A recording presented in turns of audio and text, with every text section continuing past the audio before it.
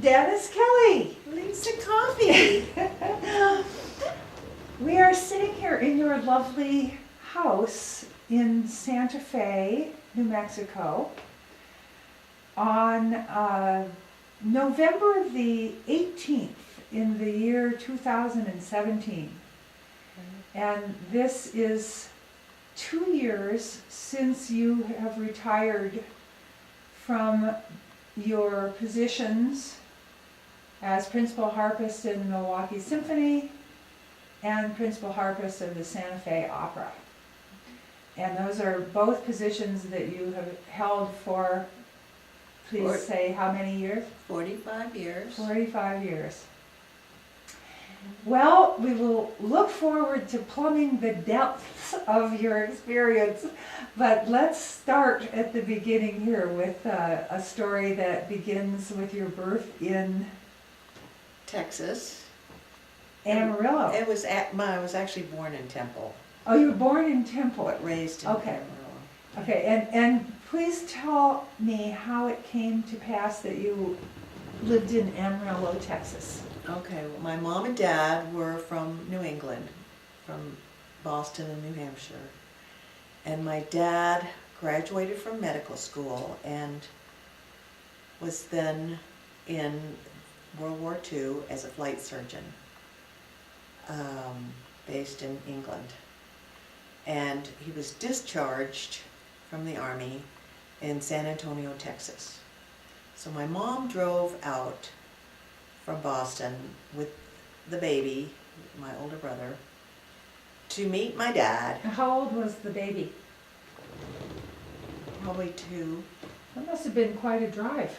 It was, and she actually, they had nothing. And she had a spare tire in the back seat, and she put blankets in that so that my brother could sleep in the spare tire. Oh, wow.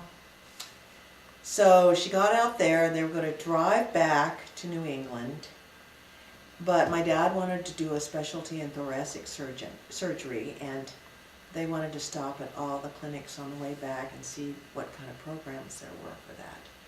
So the first place they stopped was a place called Scott and White Clinic outside of Austin, Texas, in Temple. And they had just the program he wanted, and they wanted him. So he stayed there for that residency, and my sister and I were both born there. Then he got his first gig at the VA hospital in Amarillo. And we lived at the VA hospital. Oh, wow. Yes. Like I say, they had nothing. And Was so, it one of those hospitals that was spread upon some acreage? yes. Oh, That yeah. had accommodations for people? Exactly. Yeah, I've seen one of those in Arizona. Really? Yeah, Uh-huh. so I have some sort of an idea of what you're talking about there. And we have lots of film, too, because Oh, our parents always kept a movie camera by the kitchen sink. really? And so ever since we were little, there are films of us. So we're, my sister and I are out pushing our baby buggies in front of the VA hospital, and, Christmas at the VA and all that. How long did you live there? Well, then they eventually bought a house. My dad went into practice with a Chinese doctor, a doctor from mainland China. It was amazing how many doctors there were in this tiny town of Amarillo from all over the world, from Hungary, from Egypt, from China. Unbelievable, the interesting doctors who were there, and my parents just loved it there, and they never wanted to move back to New England. Huh. So they had an enclave of interesting cultural Yep. components right there. Right, they just loved all their friends. Their best friends were the Hungarian family, and the ophthalmologist and his wife. Did they live there the rest of their lives? Yes, until our mom, our dad died first, and then our mom died. So they're both buried there. Our parents are buried there. Our grandmother is buried there. Our uncle's buried there. Did your grandmother come to live there? finally, yes, after her husband, my grandfather, died, then she came and our parents added on a little suite in the back of their house. Huh. And she was older. And So how did the harp come into the picture here? so we all started off, first of all the kids in my family, 4 of us, we started with piano at age 6. And this was a policy? Yes, it was just like going to school. You start school, you take piano. That was just how we lived. That was part of our education. Geography, English, piano. Mm-hmm. And funny, the piano teacher's name was Mrs. Heine. Oh, how delightful And for she you was- children. Oh, she was so sweet, yes. Mrs. Heine. And our swimming teacher was Mr. Peachy. I'm not kidding. So we all took swimming and we all took piano. Anyway, we all went to Catholic school for the first 4 years. And Being Irish Catholic? oh yes, from New England, oh yes. Okay, So, right. big time. And so the nun at the school there in Amarillo, St. Mary's, taught piano and harp. And so in the 4th grade, I would go in there for my piano lessons and I would see this harp sitting there. So I asked my mom and dad if I could take lessons on the harp, and anything educational, they always said yes.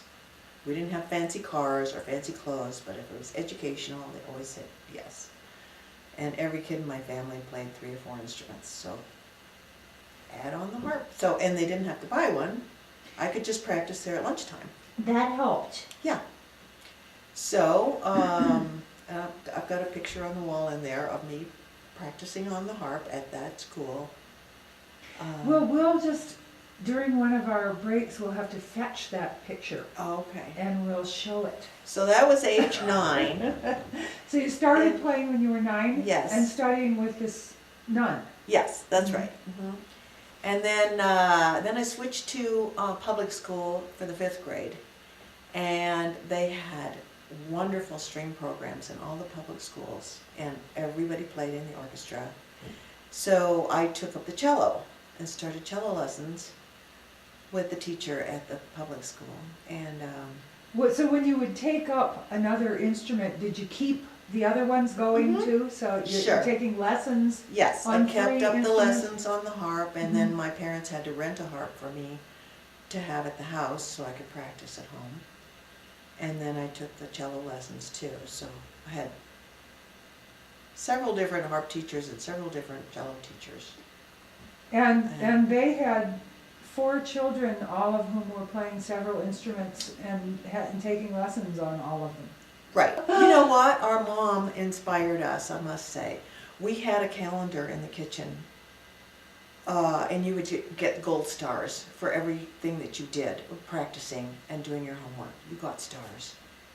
And if I would come home from school and say, Mom, how can I help you? She'd say, you can help me by practicing or doing your homework. That was how she felt we were helping her. Wow. So you did well in the parent lottery. We won the lottery. Yeah, We did. that's great. So my older brother got a degree in music first, and majoring both trumpet and percussion. Where? University of Missouri, because he knew the head of the music school there. And we had all spent all of our summers going to National Music Camp up in Michigan.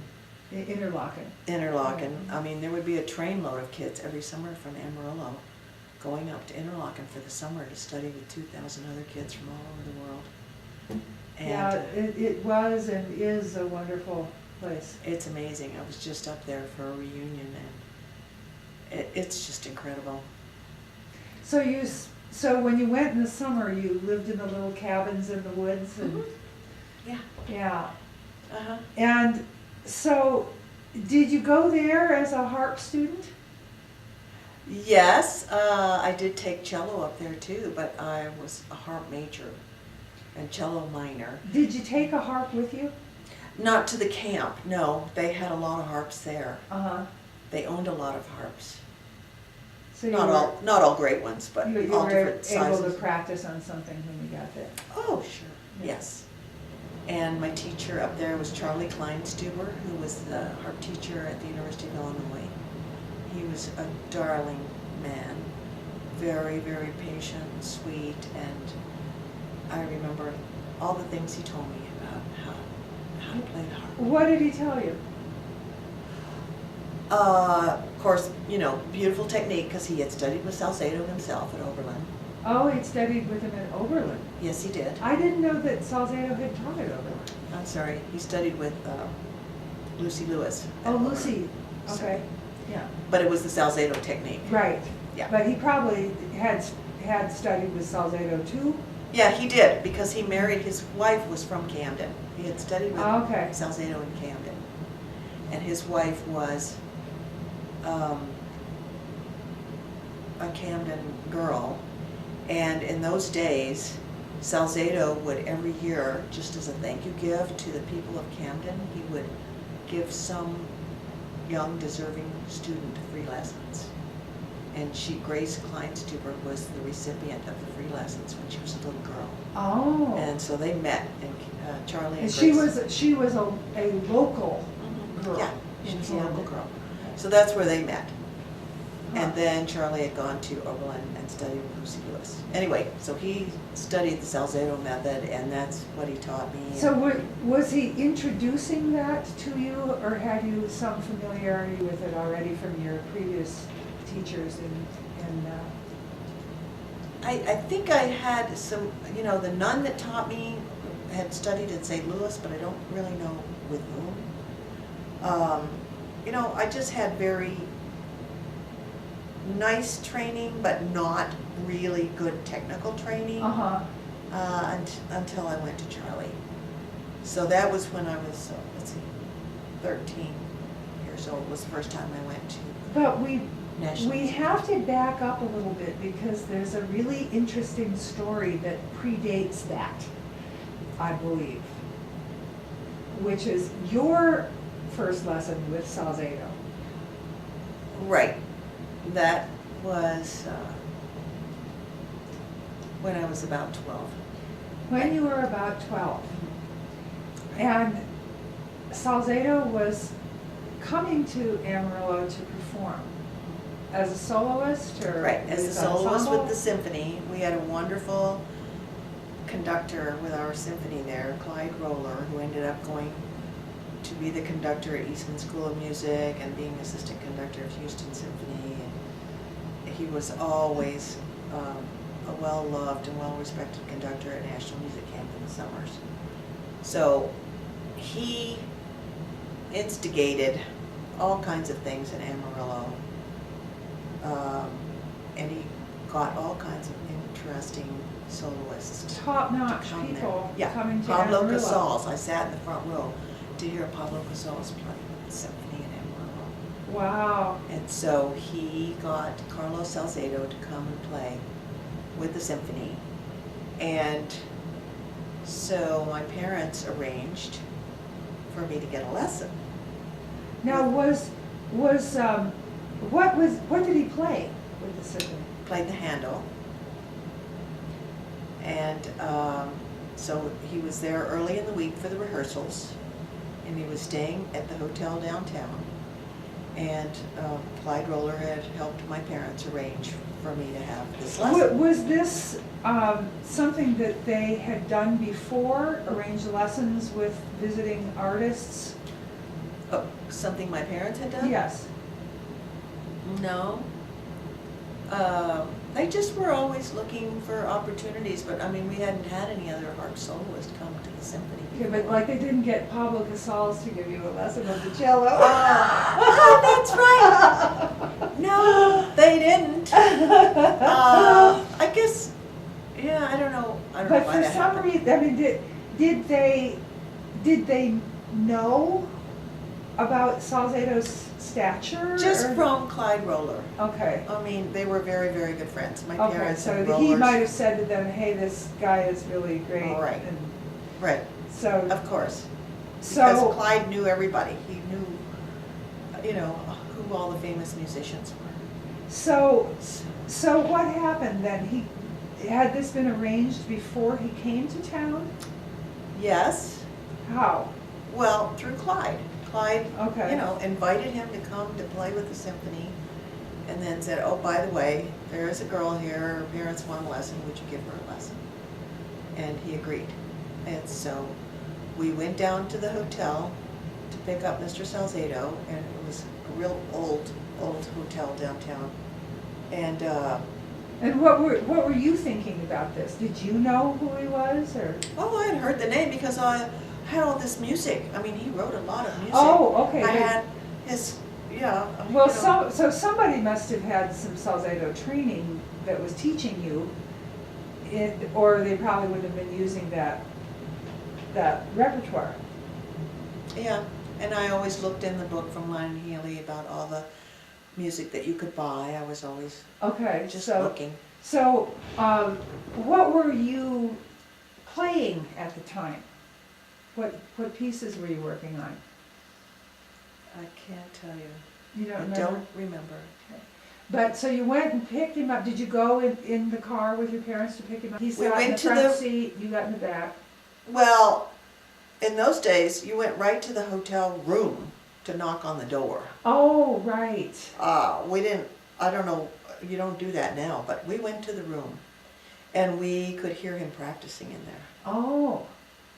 And I remember we just both looked at each other like we were petrified to interrupt this great harpist while he was practicing. Right. So we just stood there looking at each other and listening for a long time. Then we got up our nerve. Do you remember what he was playing? No, I don't.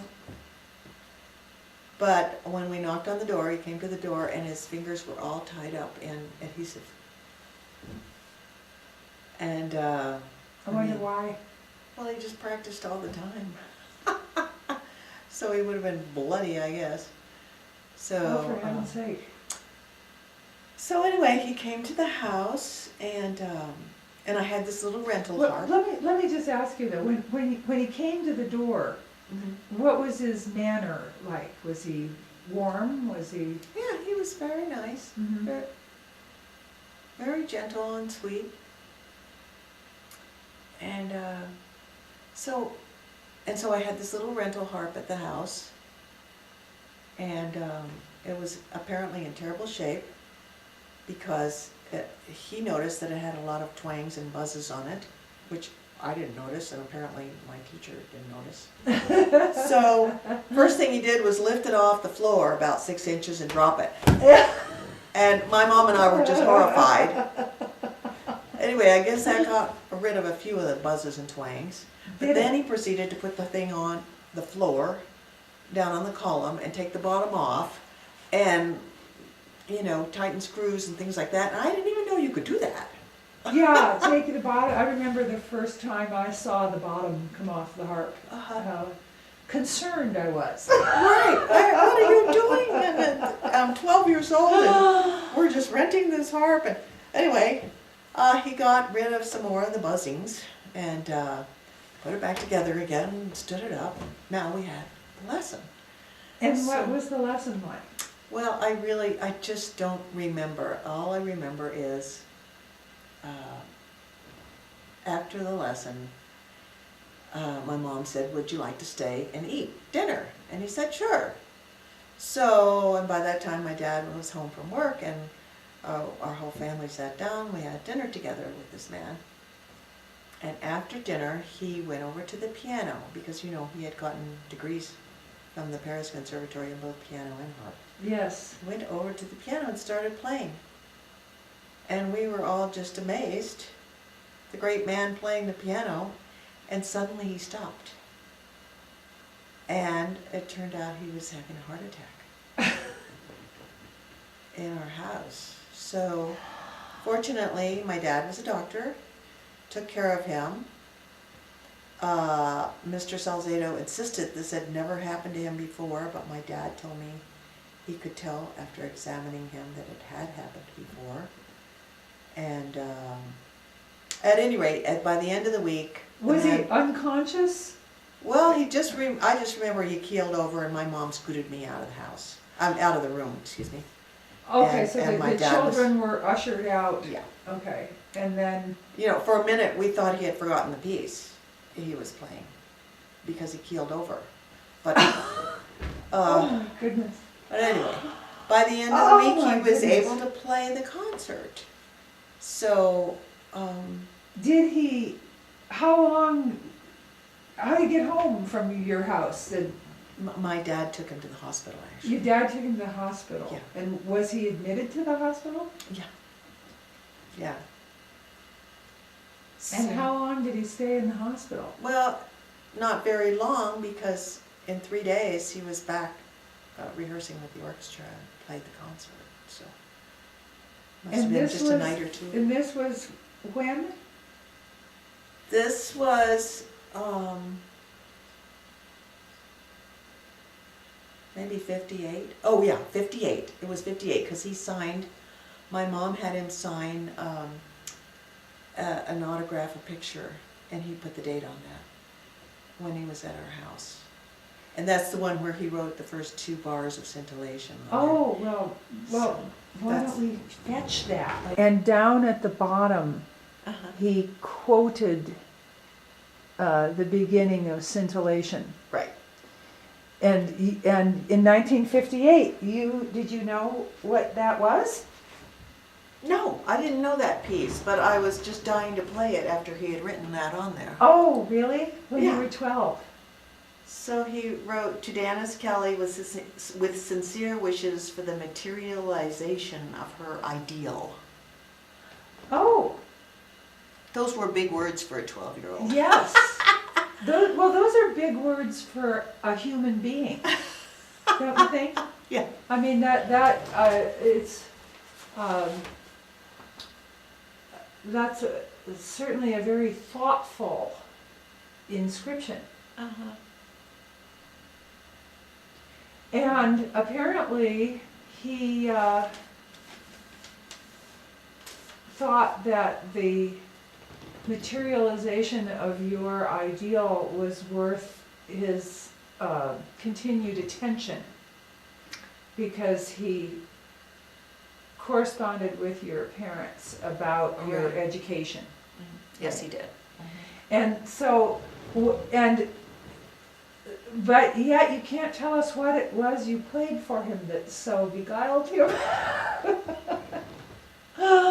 But apparently he thought that you were someone who had the potential to play the harp really, really well. I guess so. Well,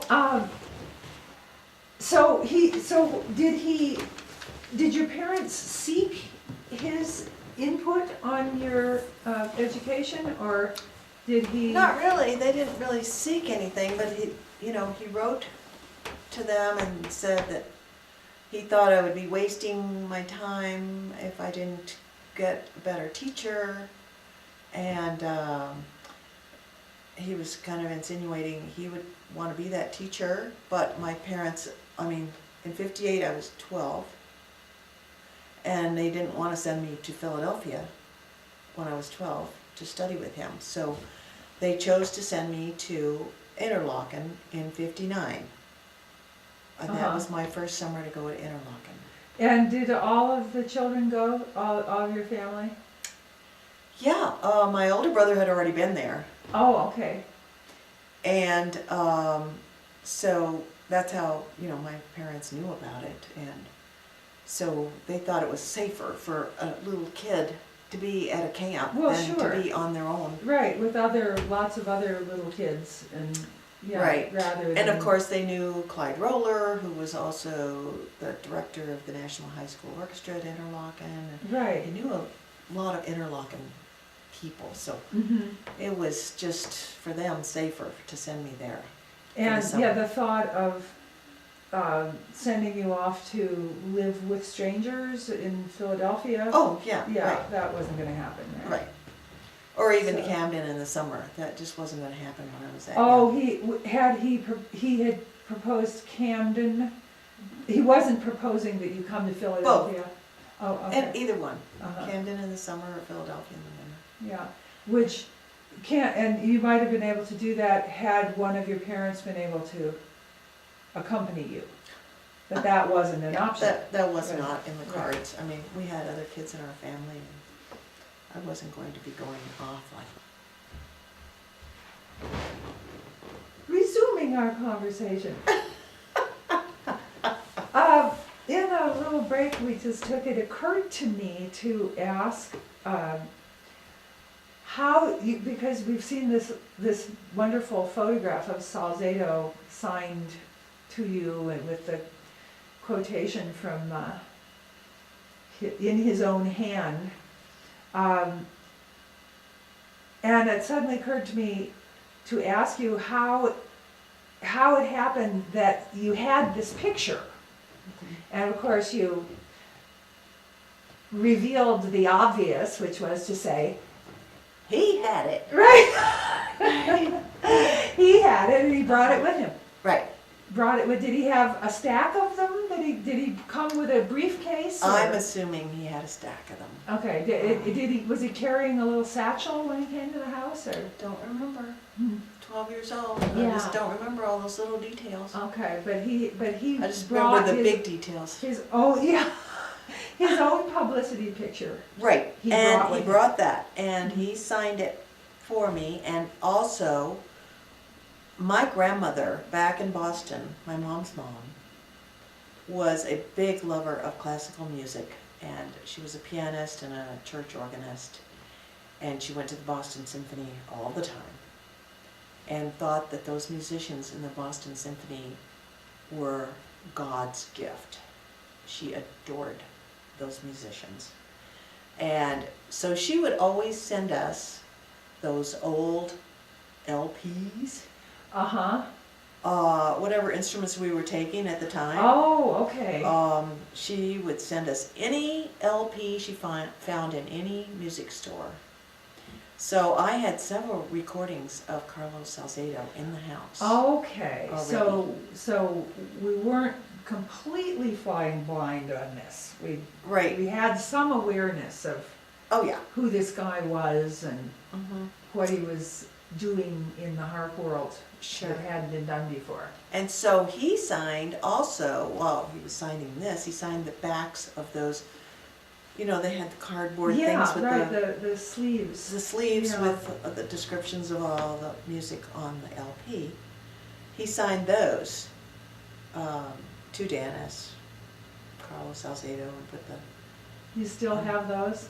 I actually, when I was moving to Santa Fe, I had to downsize. I got rid of all the old LPs. Really, And- even those? Even those. Are they in a landfill somewhere where we could go look for them? I actually found some guy in Milwaukee who bought old LPs. So if you took 1,000, you might get $2. Right, yeah.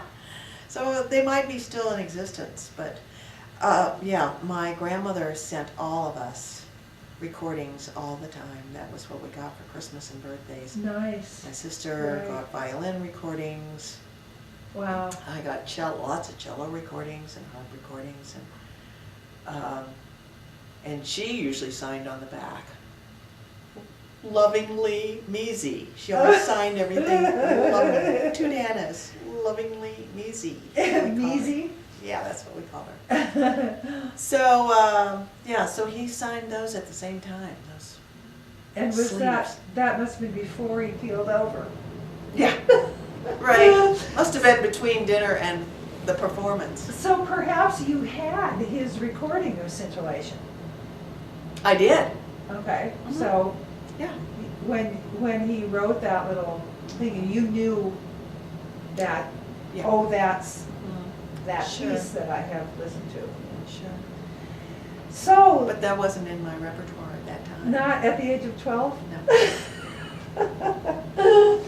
So, off you go to Interlaken Right. and begin to be exposed to some of the useful aspects of the physical position and method of moving your body to play the harp. Right. And he was writing to your parents, telling them that you should come to Camden or you should come to Philadelphia. Was he persistent in that, or? No, not persistent, but he did write several letters from, I believe, from Philadelphia and from Camden, saying time is growing short. Uh-huh. You need to send your daughter. And So, we have several specimens of letters from him here in one of your scrapbooks. above suggestion. Indeed, it would be too bad to remain unacquainted with the truth of the harp when you will have reached 16. Kindly convey my best thoughts to your parents and ask either one to let me have their reaction to my suggestion. With warm remembrances, Carlos Salzedo. Now, this was set, you received this at your home in Amarillo? Right, it's got my home address up here too. And so, do you remember receiving that? I do remember it. How did you feel about that? Well, I just knew it was interesting. Yeah. And you took it to your parents and said, look, Sure. Yeah. and it was, he was recommending that you come to Camden rather than go to, Well, here he's You talking know. about the winter, actually. He did talk about returning to Interlaken, but he also said, oh, no, that was about the payment. Right. He was talking about you payment. could pay, your father could pay him in the winter. Next winter, that's right. So, read again what he said about, there were those two references about the truth about the harp. Indeed, it would be too bad to remain unacquainted with the truth of the harp when you will have reached 16. So he thought I was already too old. Well, what do you think he meant by that? You know, it was such a European idea that, you know, in order to develop your talent, you have to start so early and you have to be so nurtured in the right environment, otherwise you're going to get distracted. And sure enough, I mean, lots of books are being written about that right now. What do you spend your 10,000 hours doing when you're a teenager? Right. And so, you know, it was tradition for him. And Well, and then he said something related to that concept again. that was the you know too little to know how little you know. No. Oh. Well, that was okay, one of how his did you like maxims. that? Did you? He always used that maxim, I think. Okay, so you didn't take offense at that? Oh, no. Okay. And for sure, it's true. Most people know too little to know how little they know. Right. Oh, what was the other thing you wanted to know? So he said something else about, You were almost too old, 15 next month, to undertake a serious music career, technically and otherwise. Yeah. yeah, So he thought it was urgent. yes, That if I were going to and he take was right. the right track, I better get on it. And I think he was right. Because when he's talking about the upper echelon of what it's possible to do Right. in a music career. Right. You can't let it slip through your fingers. Right. And I think it's true that Sure.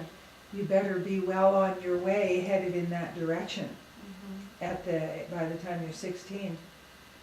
Right.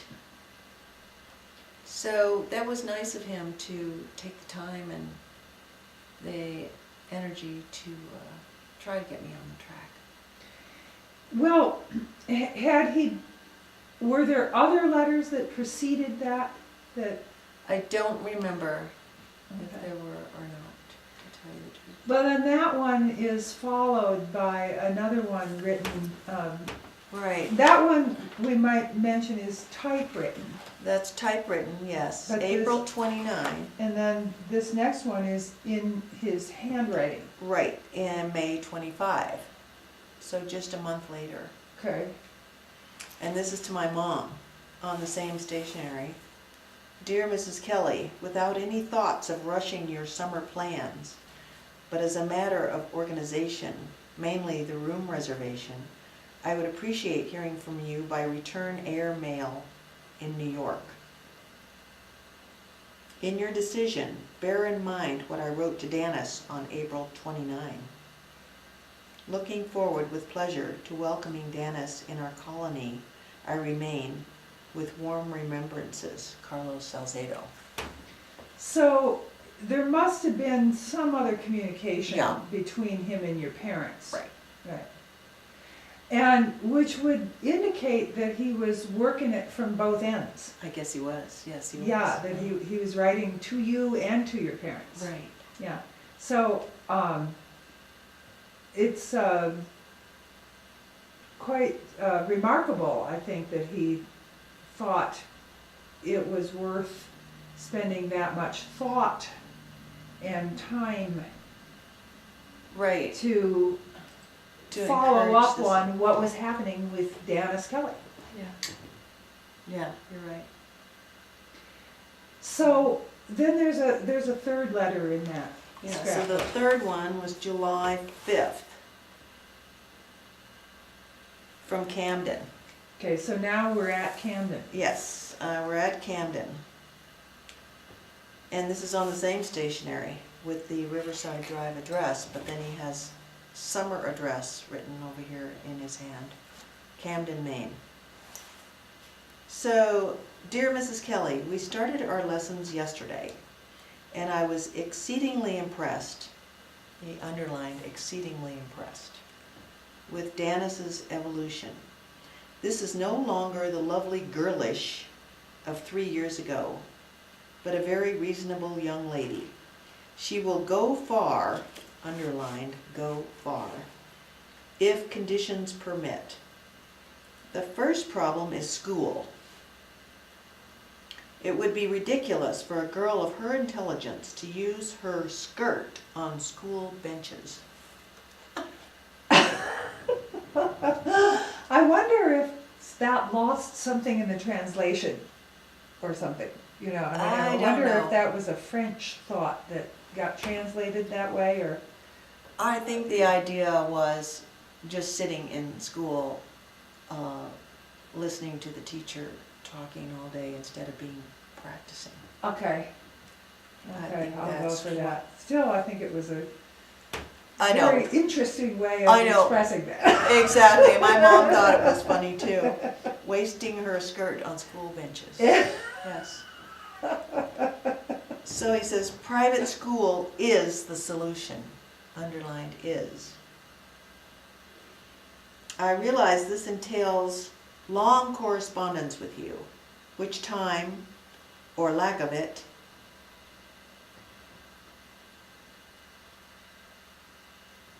precludes. Accordingly, I had a long talk with Danis and have contracted the latter to write you soon, underlined soon. Forgive me if I will not write to you about it, but time precludes it. With warmest feeling, Carlos Salzedo. Do you remember that conversation?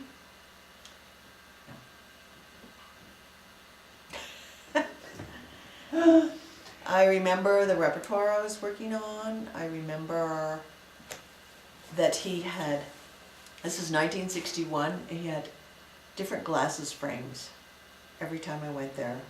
Sometimes he would have the red frames, sometimes the green frames, Huh, which was pretty unusual for men in yeah, 1961. I didn't know that. I Yeah. never heard that about him. And I remember, I mean, I always wore flats, but at that time, a lot of girls wore spike heels, Right, and he wouldn't allow those in his house.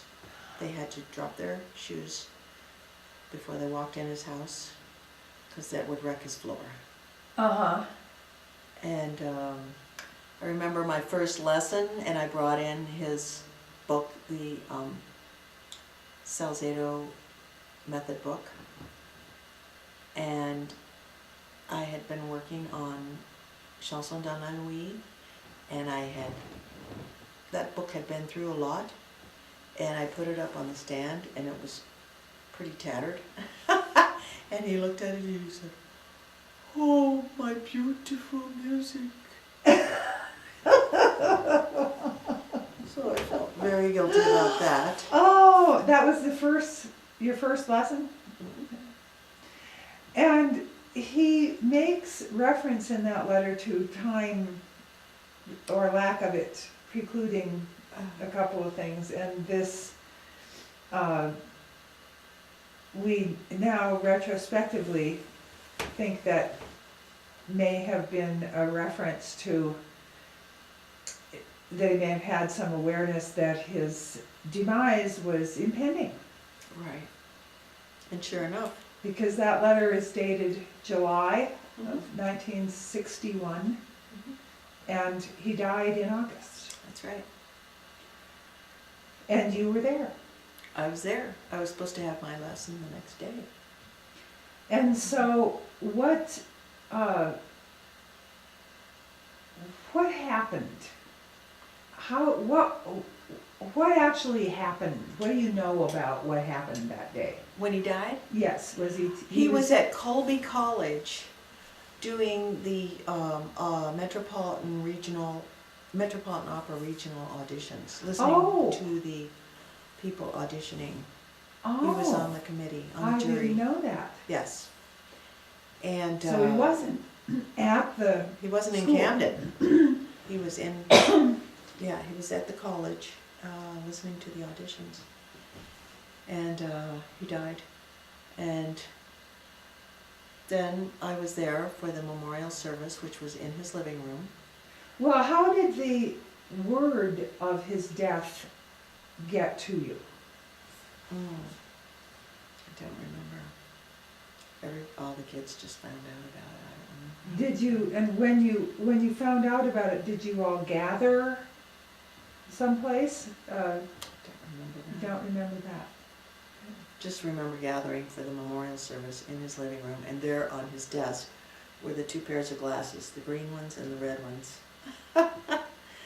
and who and an urn with his ashes. And how long after he died was that memorial service? Oh, within a week, just a few days later, I guess. Do you know who arranged it? I understood that Lucille Lawrence did, Okay. and there were a lot of people there that I didn't know. And what happened at the memorial service? I just remember being there and all the people there and that urn of the ashes. I remember the visual stuff, but I don't remember. Did anyone play the harp? No. Sort of who could play the harp at that memorial service? Mm-hmm. He died August 17th.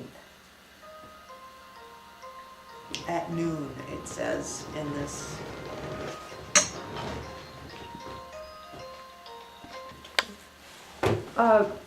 You just commented something with that article. Uh-huh. It says in the article that he was 84? Yeah. But you think he was older? Yes, it seems like I've read articles about him where there was a discrepancy in the year of his birth.